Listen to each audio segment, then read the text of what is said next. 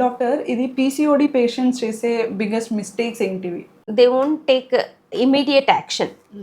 So ఇప్పుడు నేను కొన్ని మెడికల్ క్యాంప్స్ కండక్ట్ చేస్తే దాంట్లో 1 year వరకు మెన్సెస్ రాకపోయినా కూడా ఇంట్లోనే ఉన్న వాళ్ళు ఉన్నారు.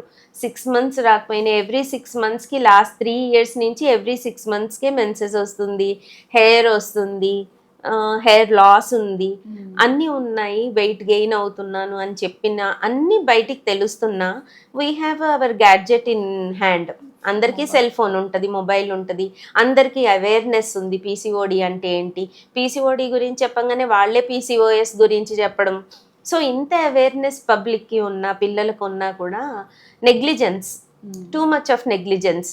పర్వాలేదులే రాకపోతే ఇంకా హ్యాపీగా ఉంది, it is not happy actually.